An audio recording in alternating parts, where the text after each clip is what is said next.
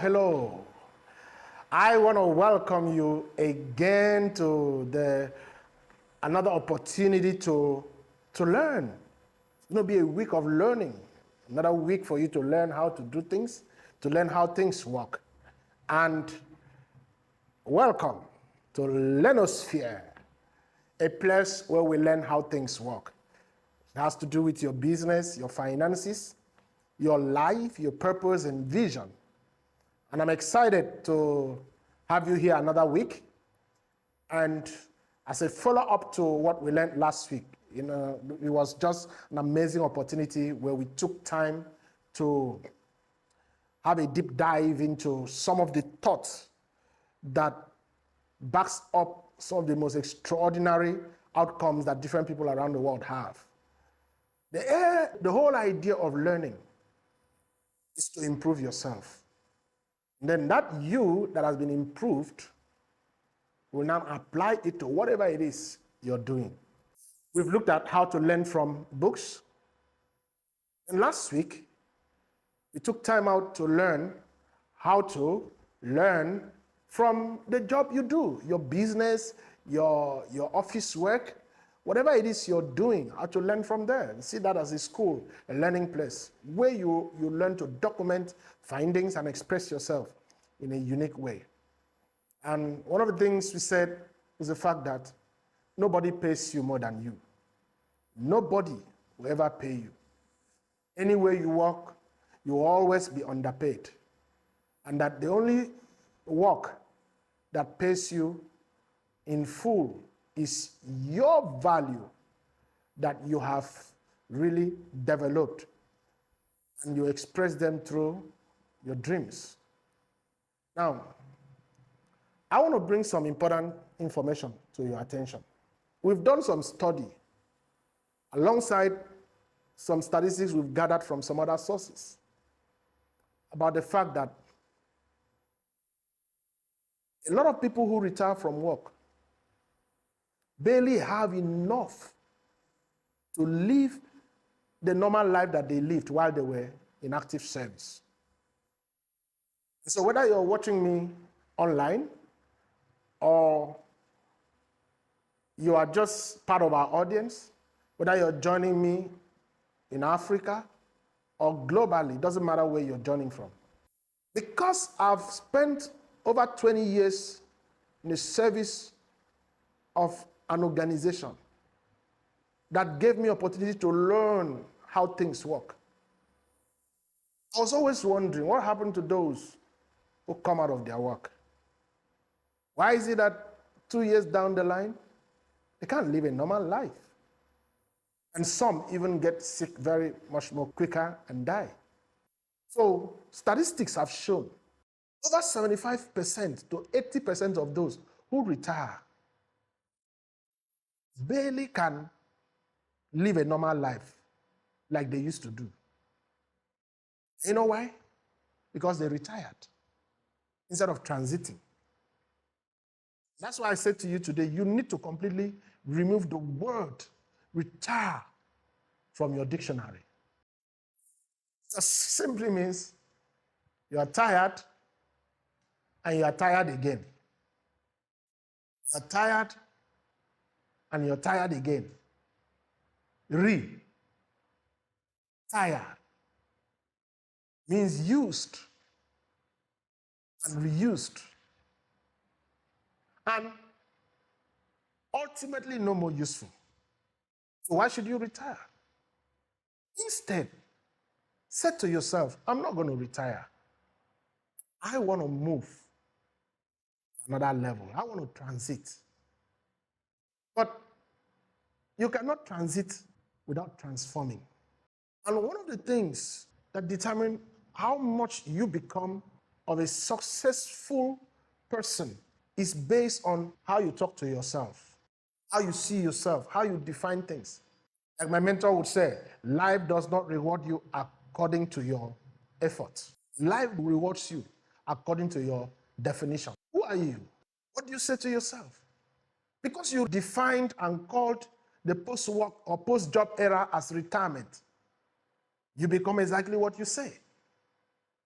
But if you have defined it as transitioning instead of retiring, your life would have made a whole lot of difference. You would have thought differently. So what do? You start transiting instead of retiring. We can't say this enough.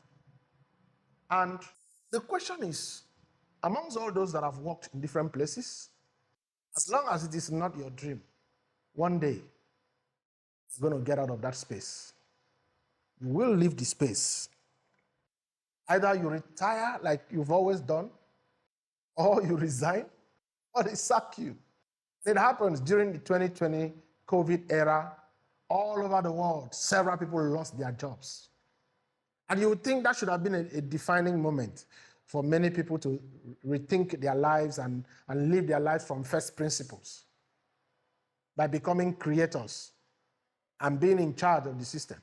So to retire means you've gotten to the statutory, legal timeline for working for anybody. You have a right to walk away.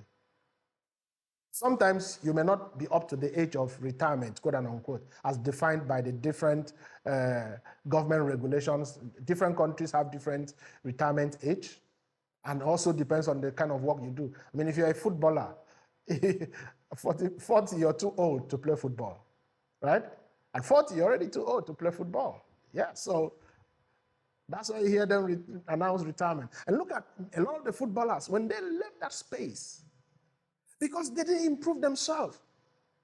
So learn from that system. Because the football environment is an entirely different system that has every setting. The people, medical people, psychologists, the football coach, the academy, the trainers, the players, the ad hoc and support staff, all of them have functions that they play in that space. All of them have skills that are functional, but can also be transferable to other space. But then you talk about the footballers themselves. They go through, meet with physiotherapists. So what did they learn at the end of the day apart from playing football? And that's why many of them get poor and broke, and then before long, they're looking for help. They had all the money in the world. So when you resign, it could be that you're not yet due to retire, but maybe you have another job. So now it's you that decided to move on. Then you can be laid off. Laying off simply means, oh, the company is taking a decision to say we don't need your service anymore. And then the last one is exit. Exit is when you have prepared yourself. You have transformed. You have learned how things work. You have learned the organization and are ready to live your dream. And when you exit, it doesn't matter which of the methods, that by quote and unquote resignation or layoff, you are ready to hit the wall running. Yeah, because if you think that you're going to work in a company forever, you deceive yourself. And if you also think that the company you work for is the one that's going to help you learn how things work, That's not true. Because by design, except the company is designed to be a learning organization, like we have in our knowledge warehouse, we are by our culture is that of learning. Our culture is that of, you just have to learn. You can't exist and subsist in our environment and space without learning. Otherwise, we'll grow above you. We'll grow quickly above you, and you will not find yourself being useful to us. And you will not be a resource. Because the reason people join us, they join us as a source of value, a source of technical expertise and competency. And when they join us, we source from them. And the fact that we are an upwardly mobile organization, we need to come back to you and be able to source from you. That's where the word resource comes from. We source from you from the first instance, and then we resource from you. We resource, we keep resourcing. Now, what if we come to you as our employee and you cannot solve the new challenge that we face as an organization? You're no longer a resource. See? It's always up to our folks, and we have such extraordinary people in our space. The truth is that companies are not built to build people. By design, companies are built to make profit, to make money, and provide dividend for its shareholders, provide opportunities for all those who have business to do, who put money down for them to do business.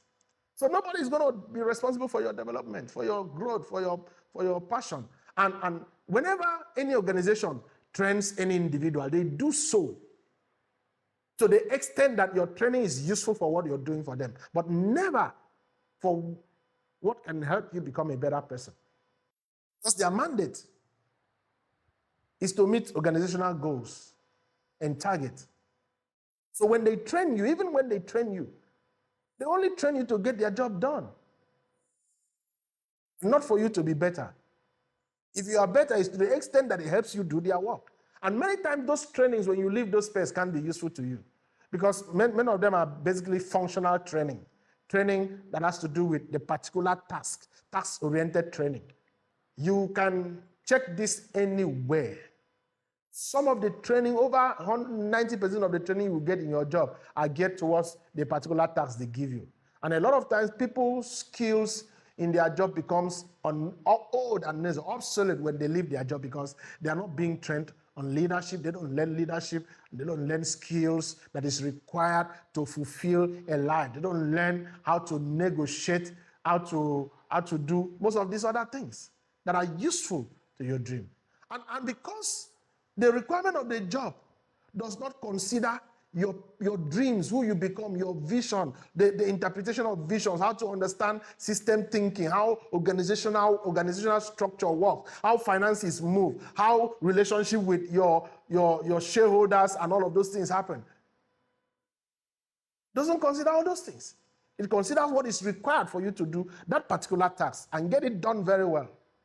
And that's why many people will work for years only to leave and not know what to do with their lives. It's happening again and again. But when you exit a job, when you leave your job unprepared, it leaves you in the gulag. It leaves you looking for who to blame. But because you were never trained to see that you are responsible, the easiest thing now be to begin to look for who to blame. To blame the government, to blame the company, to blame your manager. You see what we're talking about? So what does it mean to transition? Transition has to do with a movement that is based on preparation. It means you have to prepare yourself. And before you transit, you have to be transformed. I've said this before. Because it is your transformation that enables your transition. And where is that transformation going to come from? It means you have a purpose, something you're living for. You have a goal, you have a plan. You develop yourself to move to that new level. You learn how to discuss business. You learn about money. You learn about yourself. The first thing you learn about is yourself. Because you're going to move to a new level. A new level of engagement. A new level of living. All of us who have ever had a job to do should be grateful that a company gave us an opportunity, such that it become a platform for you to leverage and learn how things work. But the problem is that most of us got the job that we had because we wanted to earn money to solve problems. Remember what I said? What motivates you, multiply itself. Because many of us didn't get the job because we wanted to learn. So we didn't even know that you can learn from a workplace, that a workplace is a place you learn from. Learn how things work. Learn how business are done. Ask the right question to be able to say, hey, I'm into this business, or why are we doing this? Okay, when we finish this product, where does it go to? How do you negotiate? How do you pay your tax? How can you evade tax legally, by the way? Because there are loopholes in government rules and regulations. Your ability to understand the loopholes and then apply it to your business without violating any law is also a skill set. But you can't learn that just being an accountant. Because your initial plan was not to learn, but to earn money to solve problems. That becomes the thing you live with all the days of your life. It's very important. And I really want us to give attention to this conversation this day and build from there, so that when we get to that point, we need to make a decision to move on with our lives. We'll move on, shoulder high, and walk like kings, because you're going to know what to do the next step. Now we'll take a break, and when we are back, we'll continue to discuss. Sit by and don't go away.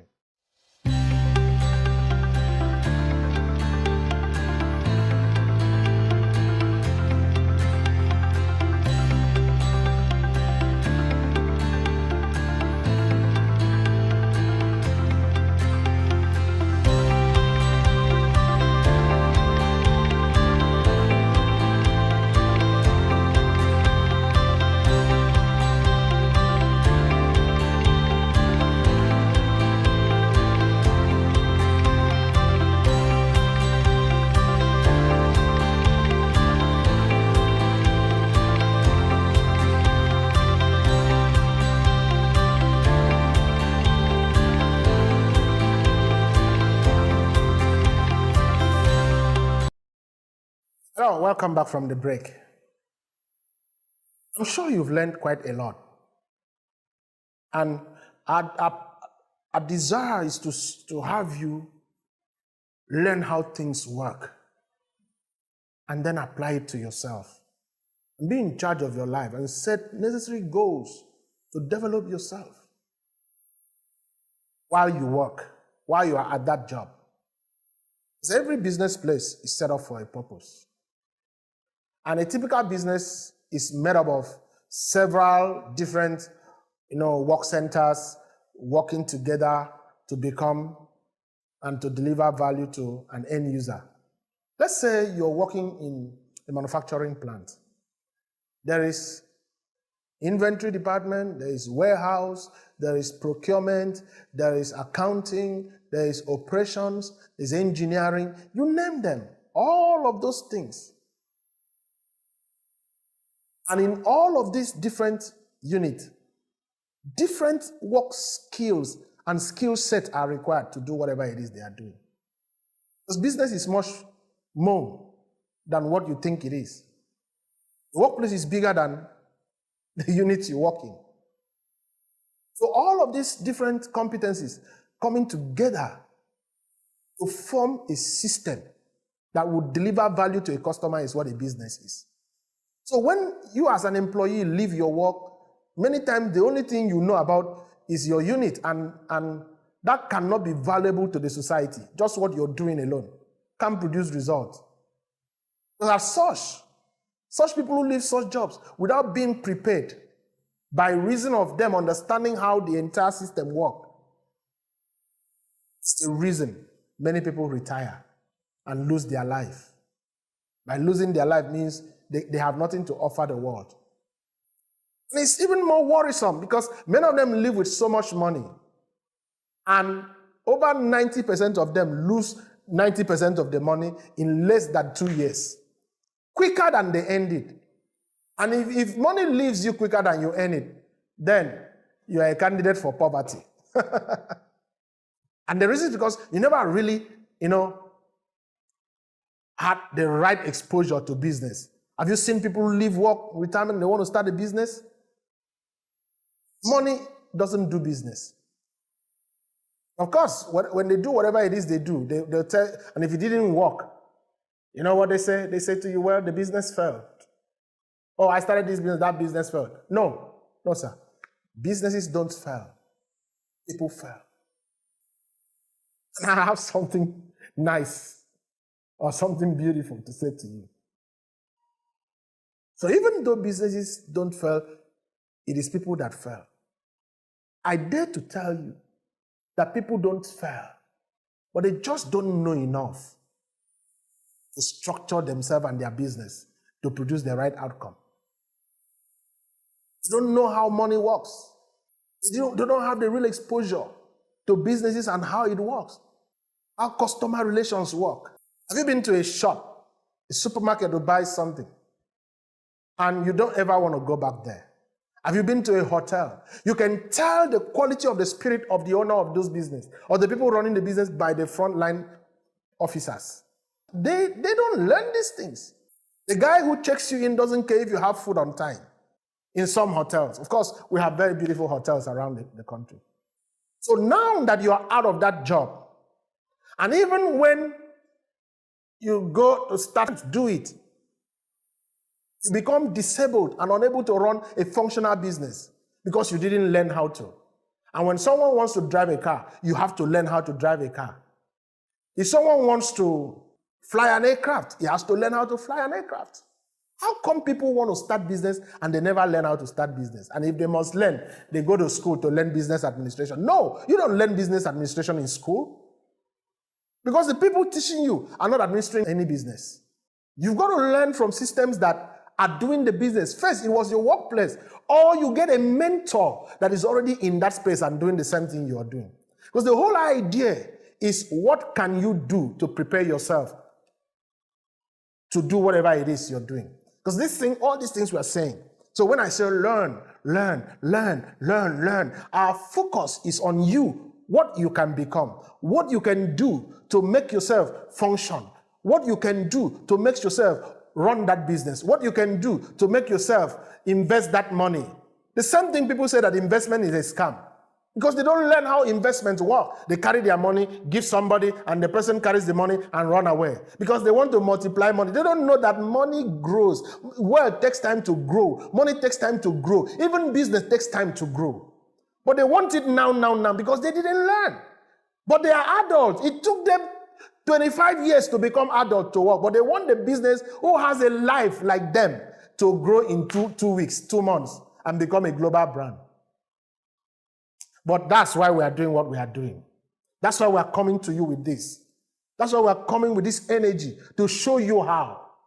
And we are currently working with several network of people and individuals desiring to drive a change. Our aim is to inspire them to greater height on how to run business from learning from the right people, investing in yourself to catapult you to that new level of exposure, that new level of functional effectiveness.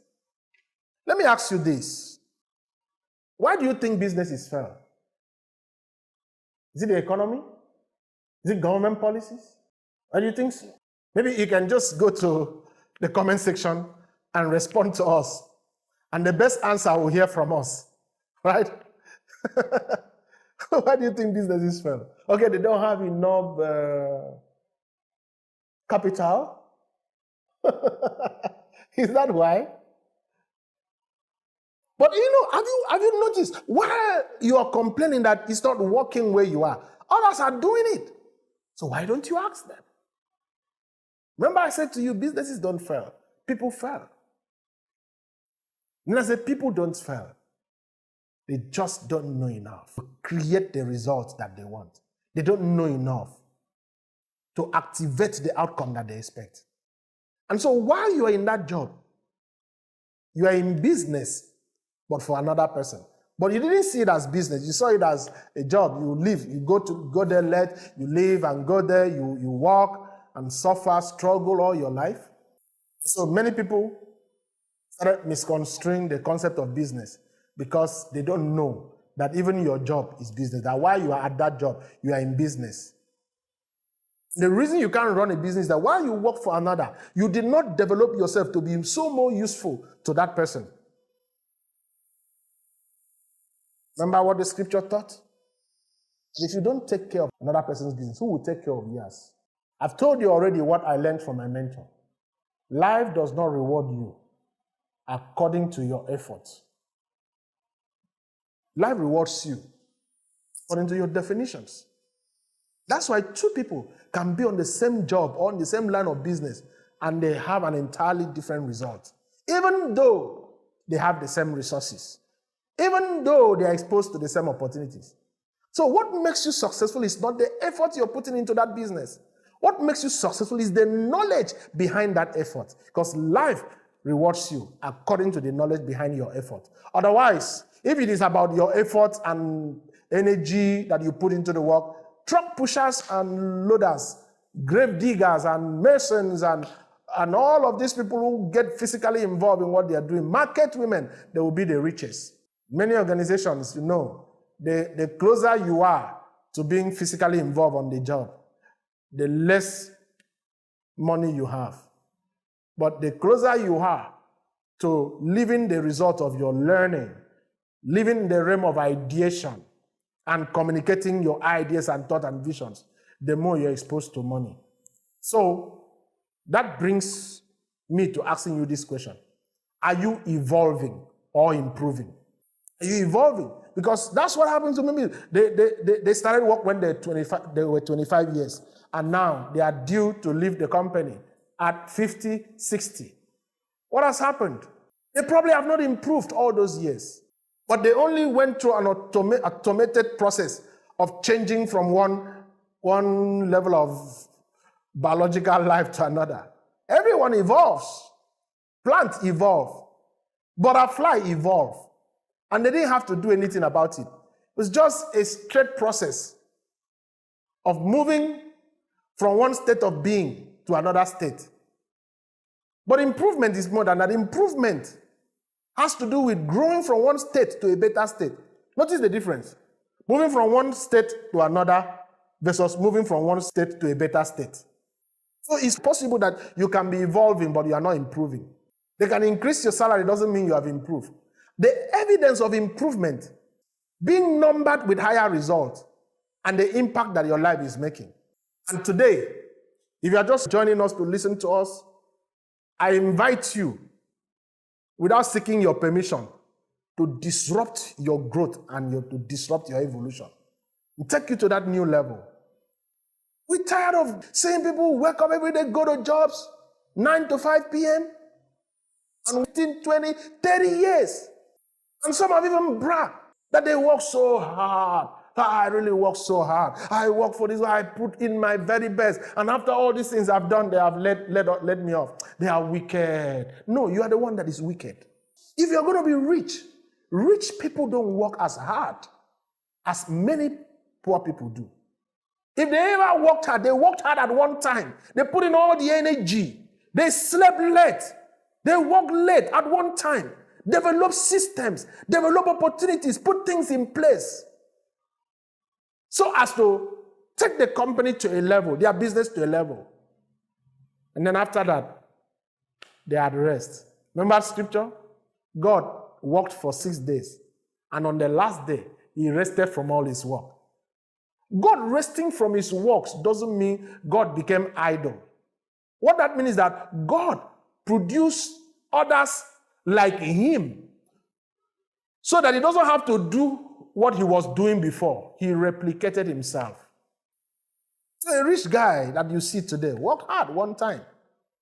And once you're successful once, in one thing, everybody thinks you're going to be successful in every other thing. From that moment, the system they built begin to grow. And once the money starts coming in, the rich man stopped laboring, and the money starts doing the work. While he has time to study more, to refresh himself, to update himself, and have more ideas, and pass it to the laborers so that they can stay rich. So, You don't have to struggle for all your life. Because hard work comes when you have to be the one doing the job.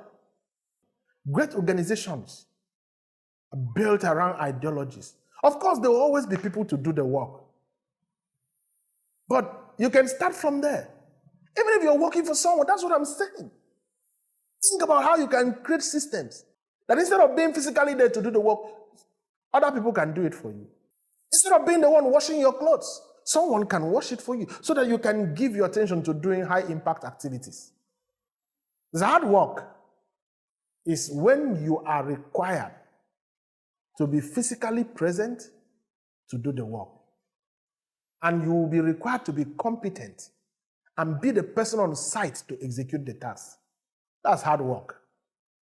But when you put systems in place and leverages in place to do work for you, then you don't need hard work.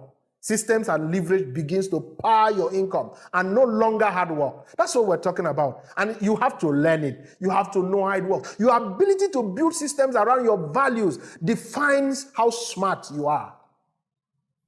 Otherwise, those who met the GSM phone were there. They are selling it. They don't have to be here. The owners of the oil companies, they don't have to be there.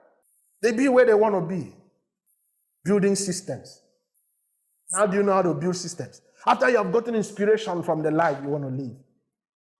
You build systems through learning how systems work from those who have built systems. Different organizations have different systems that they use in managing their work.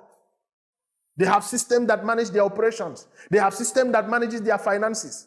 For instance, if you own a business, you should have a defined system that ensures that every money, for instance, that comes into your organization must hit the bank first before it is expended. And it is audited and monitored. Put system in place to monitor those things, especially at the onset of your organization. But you are the chief executive officer of the business, you are the accountant, all the money that comes to you, you eat it first before what is remaining, if at all it goes to the bank. And you tell me you will not labor, you will labor for 600 years. Because you didn't learn how to build systems. It is this system that will run the business. Take the life of its own. And make returns to you where you don't have to be physically involved. Build systems. Remember, life rewards you according to your definitions. The greatest power that you have is your ability to define those realities that helps you to articulate and express your virtues in business. Let's say you own a shop. In that shop, you just have a few pieces of merchandise. And somebody comes to the shop. Even your communication can drive the person away. Your communication can also keep the person. So why not learn how to communicate? Or maybe someone tries to buy what you have. Your communication can keep the person and make him buy. Your communication can drive the person away. But if you know how to communicate, the person wouldn't even need to go. And there's something I want us to really focus on and give attention now. So we talk about definitions. Life reward you according to your definition. Question is, are you in a job or you are working? Are you working or jobbing? This is a very big question. So somebody says, well, what's the difference? I mean, I go to my work every day and do my job. So question, are you working or jobbing? What are you doing, a job or working? Is it a work you're doing or jobbing? You're a jobber or a worker? When people leave paid employment, they most time become miserable and useless. I've seen people who come to me try to express to me how difficult life has become since they lost their job. Because I spent a greater part of my career learning how to serve people, defending workers in labor unions. My inclination was always towards people.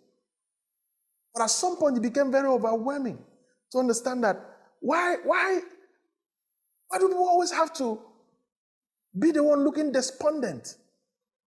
and helpless because they lost a job. That's what I'm saying. They were having jobs, not work. You can never sack a man that is working. You can't sack a worker. How do you know you have a job or a work? How do you know what you're doing is a job versus if it is a work? Because let's say your company is about announcing a takeover or declaring redundancy or whatever it is, and you are scared and threatened, then you have a job. Because there's a difference between a job and a work. In other words, the difference in effort is the orientation. Your orientation is what defines whether you're doing a job or in a work. That's why all men are born equal, but we don't have the same thoughts. We were not born rich or poor. Even if you were born into a rich family, doesn't mean you're rich. Haven't you seen children of very rich men when their father was no more? What happened to them? Look around your environment. Look around your state. Look around your country. You would know one man that used to be rich, that the children are poor now. We're all born male or female. Nobody's born rich, nobody's born poor. You become rich or you become poor. And for you to become any of those, you had to learn it. You learned to be poor, and you also learned to be rich. But we're all born equal. But because our thoughts, our exposure to wisdom, our exposure to knowledge and how things work, our exposure to our relationship with God and revelation made all the difference. And the difference in men is in their thoughts, not in their DNA. It's in their thoughts. Last time we spent time to really define a lot of these things. So I'm not going to really give attention. You can go back to our former videos and learn the meaning of definitions. We talked about two types of definitions, statutory and functional. So, but this week, we're giving attention to talking about what is work, what is job, so that you know where you are. So it is your definition that will determine how life rewards you, not your effort. Because effort is everybody has put in effort to do something, rich, poor, young, old. So effort is a common denominator. But what makes a difference between you and another person is the knowledge that you put into that your effort. How you define that effort. The difference in the outcome, how much you make in a business, is not and has never been in the effort you put in. There's always been about the knowledge behind that effort. And the difference is not really the effort being put in, it is where the effort is being applied. I remember a story. A consultant was invited by an organization that one of their missionaries, one of their top-tier missionary, wasn't coming online, wasn't starting. And so they invited him. That we know you are a major consultant in this particular field. And we want you to come fix this issue for us. We've done all possible best to fix it, but we've not been able to fix it. How do we fix it? And then the man said, well, he's going to come see them. And so he went there. And they took him to the machine. Having negotiated what he would be paid, looked at the machine, asked for a hammer, and went to the side of the machine and tapped it a little bit, and then asked them to start. And then they started the machine, and it came on. And they said to him, whoa, now it's time to pay. It's an old story. So as at then, he was to charge them $10,000. So when he tapped and the machine started, he asked for his payment. The people said, what? But it really didn't do much. You just tapped. But the man said, all of you have been tapping since. Why didn't you get it started? They felt uncomfortable to pay him the $10,000, even though they agreed to pay him. But they thought he was going to put it, because they are men of labor. They labor to get results. But this man was not about to labor. Now the man said to them, the tapping is $1,000. But knowing where to tap is the remaining $9,000. So it's never about the effort you put into your work. It's always about doing it at the right time and the right place. Now, what does jobs do? The job, because I'm not against you doing any job anyway. We've talked about the difference between a job and work. As we go on, we'll get to have conversation in this area and you understand better. Your job is supposed to be a stepping stone to provide an environment for you to learn, a place to learn how systems work, and to harness such opportunity, your skills, people leadership, people management, money management. You make decisions for the organization. You sit down in leadership responsibility in that organization and assign resources. You learn how it works. Of course, you are accountable, so you report and you're questioned. You're learning. Instead of saying they always ask me, so that why are they asking me questions? What is it they are looking for? The organization may have templates and systems management and all of those things. Now, all of these things, if you recognize why you work, you'll be learning them. Because in your job, you're supposed to be able to learn how to start your work. You learn how to start your work from your job. You see there? So when you leave every day and go there, you say, I'm going to work. Question, are you really? Or you are going for a job? And many people never get to know why certain things were. Their first interaction with those things was for the wrong reason. That's why they can't know what a job is. First of all, they went to school for the wrong reason. And then they graduated from school for the wrong reason. And then they got a job for the wrong reason and received their first money. And because they don't know what money is, they used the money for the wrong things and applied it the wrong way. And so their life has always been wrong. And there are so many things that most people do that they do not know the meaning of what they are doing. So they have based their understanding and application of those things on a context that is far removed from what that thing is supposed to be. Money, job, school, marriage, everything. Many people enter into marriage for the wrong reason. But you are going to begin to start thinking differently. Because the only thing you can really talk about is how functional your life is, with reference to your dreams, reference to the things God has put in your heart and who you're supposed to become. So whenever you try to talk about anything, you should be kind enough to look for what does this thing really mean. Okay, I want to marry. For what? Because until you define it in the right context, you will apply it wrongly. When definition is wrong, understanding will be distorted. And when understanding is distorted, outcome will be wrong. And when outcome is wrong, your life will be miserable. And when your life is miserable, you will blame the government. And when you blame the government, the economy will go even worse. And when the economy goes even worse, it will affect the job that was paying you the pittance. And then your salary will be affected. And then the cycle is an unending cycle. It's an unending cycle. Because you couldn't place the things you're doing in the right definition and context for what it was created for. So many of you define money the same thing. Just like you define marriage wrongly. Men and women, they enter into marriage for the wrong reason. Every young man wants to marry. Every young girl wants to marry. They just want to marry. Some to satisfy their parents. Some to satisfy society. Some to just prove that their name would not be lost. Hey, come on, don't tell me that. I've seen people who have 7 girls because they are looking for a boy. I've also seen people who continue to have children forever because they are looking for a girl. Foolishness gone on rampage. And even more disturbing and more foolish is the fact that a man who is blessed with a daughter is angry with the wife that did not give him a male child. Oh, Africa, who did you this thing? Why? I say such men are foolish.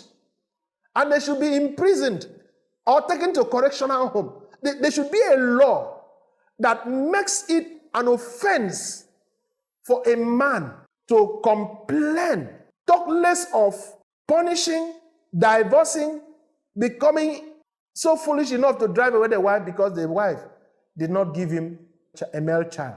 There should be such a law. Elementary biology.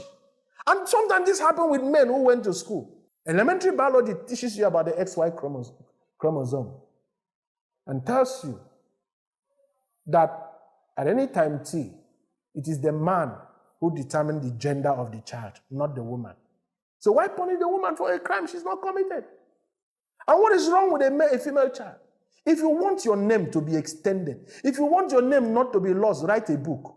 If you have learned enough, you would have written books that will sustain your name. And what tells you that it is the children you have that will come and extend your name? Haven't you seen children change their names? They change their entire name. They don't want to answer their family name. Especially if such names are very wicked names. Like some people name their children based on the sound of the plate when the child was born. Or they name their children after animals or after a deity. They have grown, gotten to a point. Even God had to change the name of Abraham. So what is in a name? What is in a name is the quality of your life and the outcome of your life. So you can build a life without hinging it on the gender of your children. Because you couldn't define things rightly. Just like you have not defined the money you earn rightly. All your life, you grow up in your family, seeing your parents work so hard, several hours, come late, return home, and then gather everybody and tell you how they spend the money. Every money they have made, they spend it on house rent, school fees, send money to the village and witches and wizards in the village. And they never saw money being invested. They didn't know that when money comes to you, money is supposed to produce its own kind before you spend it. Because you didn't know how to define money. I learned from my mentor. He said to me, and you keep hearing me say I learned from my mentor, because these things I'm sharing with you are things I've become. But I learned them. But I don't want to keep it to myself. I'm telling you. He said something about money. He said money has two values. Number one, the value that created it. And number two, the value that it creates. So let's say you work now, you receive money. It is that your work that created that money. But how did it create? There are virtues in you. You exchange your value to that company and collected money. So that's the first value that created the money. You're not supposed to waste that money by spending it on consumables. You are supposed to invest that money so that that money can create another money, and then you spend the one the money created. But you didn't know how to define money.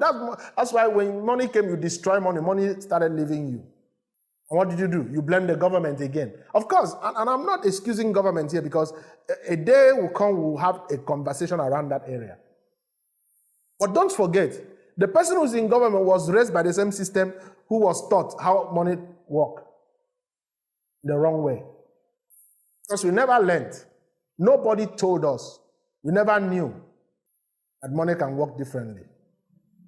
Many of our parents never had a plan to transit and build their own companies. So even when some of them retired and had money and then started what looks like a business, it was to help them have money to still solve problems, to do the same thing that their salary was doing. And remember, what motivates you multiply itself. So anytime anybody hears that somebody is going out there to work or for a job, they see it as a means to make money, to take care of problems, take care of expenses. But one of the greatest assets you can ever become is more of yourself. Become more, develop yourself, prepare yourself, put yourself in that situation where you can become more able to define life and apply yourself to life to produce the kind of result that you want. Because nothing is worth anything until you show me who has it. Which means everything takes the value of the possessor. Who are you? Spend time to learn how things work. Because when you learn, you improve. And when you improve, everything around you improve. Everything. Learn about money, learn about God, learn about yourself, learn about people. Understand the psychology of people. Understand the psychology of money.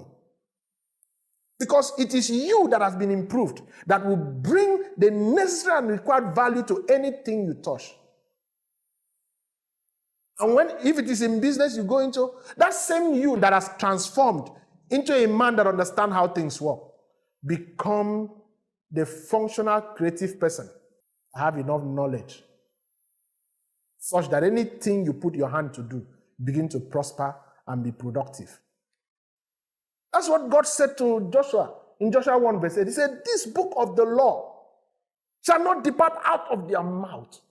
You shall meditate in it day and night, that you may be able to do what? To observe. That you may observe to do all that is written therein. And until you do that, he said, then will God make Joshua's way prosperous? No. Then will Joshua make his way prosperous and have good success. How? Learning. Learning by observation. And so that brings me to this point that I have to define what is a job. According to Gochukwu Omeogu, a job is anything you do that does not require your intellect. That means what you do in a job has already been created and perfected into a best practice and procedural deliverables. So they put it step by step, do like this, do like this. So it does not require your intellect, does not require your creative thinking, does not require you reasoning out a solution. All those things have been laid out, left for you. So you go to your office to follow routine protocol. In a job, you don't change anything. Before you change, it has to go through a process for thinkers to change. You are not the changer, you are the executor of their change. So you follow their best practice. And that is why some can work in a job for years and they come out useless because they never really were thinking. They were just doing routine activity within a small unit in that company. And because their job is routine, they are replaceable. You can replace them with machines. Now AI is everywhere. Machine learning is everywhere, and building robots that can do what you're doing. ATM machines are now functioning as tellers. They can both receive cash and pay out cash. Most banks have already upgraded to that level. So if you went to study accounting in the university to work in a bank, I'm sorry for you. You don't have a job. Oil and gas business, now new oil installations are coming with foundation box technology, and that means they don't need a tech out there to maintain the equipment. They have smart transmitters that detect when they are going to be maintained, that can predict that they will have a fault in a future time. And therefore, maintenance action will be implemented in them before it even has the fault. And when they are building, they build their system with redundancy. That means they build a backup system that can run simultaneously. Because the only thing machines can do are routines. So what you didn't know, that you were a human machine.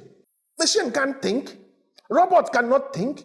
And over again. And that's why after 15 years, after 20 years, you find it difficult to move out of that job because you have been changed into a routine. You have been made to function that way. But man was not designed to be routine. Romans 12:2 said, be ye transformed by the renewing of your mind. The word transform in that scripture is metamorphose. Change your state. And no matter how good you are on the job, no matter how good, I told you already, you can never be paid what you're due. Someone has to decide. I've been in labor union, and year on year they go for labor union, go for negotiations. Year on year they negotiate with and other levels of jobbers, because whether you are management or work, as long as you can be sacked, boy, you are a jobber. And at all times, someone is there determining and deciding how much you're going to earn. And it's never up to, research have shown, what they pay many people in many organizations, it's never really up to, you always have a markup somewhere around between 25 to 35% of what you are worth, or what the real worth of your job is. You're never going to earn what you're worth. So now we know what a job is. So what is work? Again, according to Dr. Gochukwu Omeogu, work is anything you do that challenges your purpose. What if you didn't have a purpose? If you didn't even have a purpose, you're not working, Anything you do that challenges your purpose and asks you why, and challenges your vision, and demands you to think, demands you to create, innovate, disrupt, and then makes you do the things that will improve you. That is work.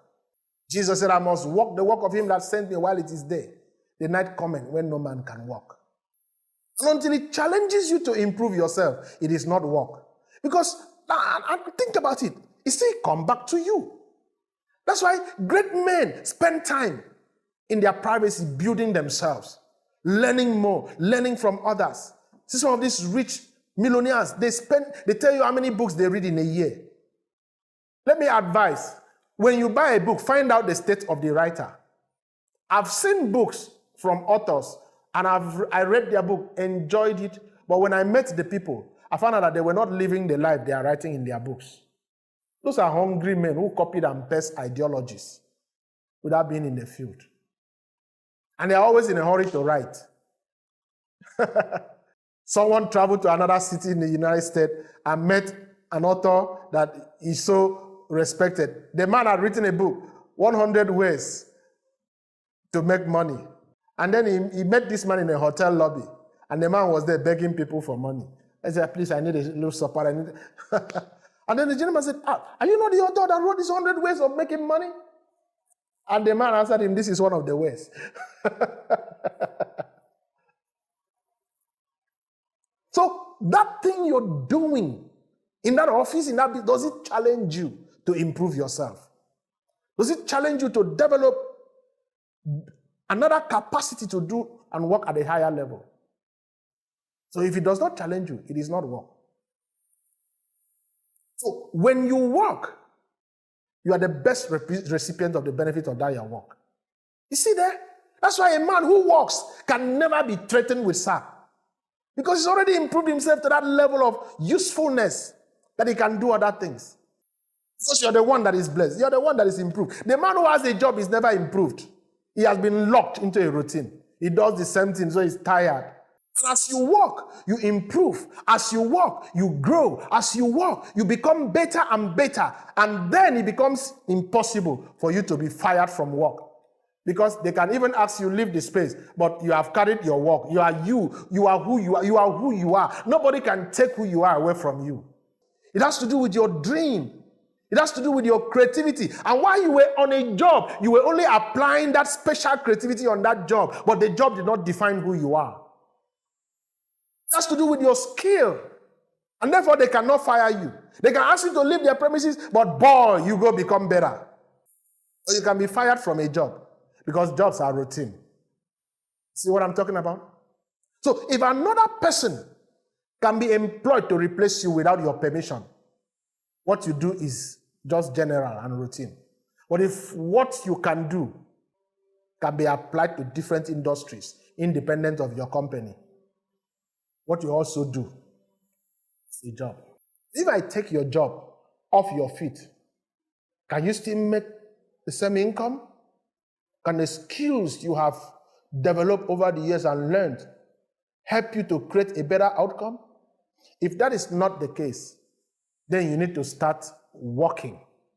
You need to start focusing on yourself. You need to start developing your capacity. You that is hearing me now, I don't know how old you are right now or how far gone into a job you have been.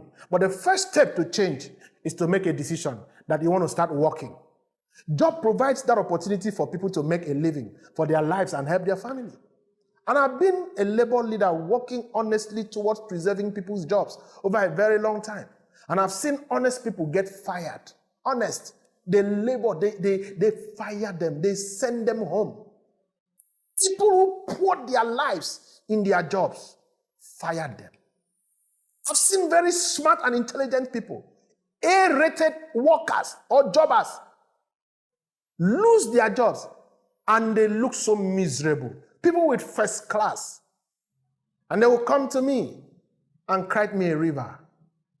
Oh, I've lost my job. What do I do? These are some of the motivations that got me thinking. You know why? These people that were good, these people that were honest, but God sent away, they never considered the 3 levels of knowledge that I talk about. They never function in revelational knowledge. Because revelational knowledge helps you bring your vision and purpose to bear. Then when you know your purpose, you bring that to bear on the 2nd level of knowledge, which is the theoretical knowledge, strategy. And how do you know what you're born to do? And how do you carry it out? Once that vision comes to you, and you realize that this is what I'm good at, Then the next thing, you look for a mentor. Look for a coach, someone who is going to mentor you like I have done and guide you to start the journey to self-actualization and fulfillment. I'm living my life to the fullest. Yeah, living my life to the fullest.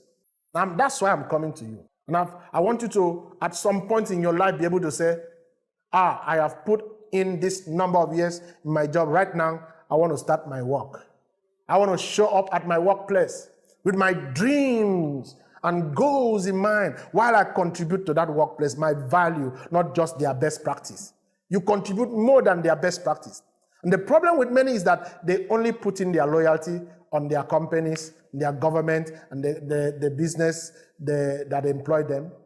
But that's not what it should be. Your loyalty is supposed to be on your dreams, while you give your value to your company. Because companies are just the platforms where people with different skills come together to provide value to a customer. And in that company, your dreams and your goals should not take backseat. Everybody should have a dream. This is the requirement from the realm of the Spirit, from God. And you couldn't limit your life's purpose to going to a school to learn some limited stuff. You're supposed to attach your personal goal and dream to the ultimate dream of your organization. And in that situation, you know what's going to happen? You're no longer working for the company. You're working for yourself, but being the best for that company. So at this point, I'd like to leave you with these thoughts that I have shared. Because until you begin to think in these dimensions, you may just be functioning and preparing yourself into a trap called poverty. So think about these things and write in the comment section what you have learned and what you're going to do about it. And I'll see you next week. And until then, be a part of the Learnosphere. Subscribe to our channels and be a part of what we're doing so that you can know when we come back to you. And as we come, you learn more. As you learn, you share with others. Make sure you are a part of this. Our dream is to produce 1 million individuals that can earn $1 million through their dreams. That's where we are going to. Thank you for joining us this session, and I look forward to seeing you next week. And until then, keep living in that Learnosphere. Thank you.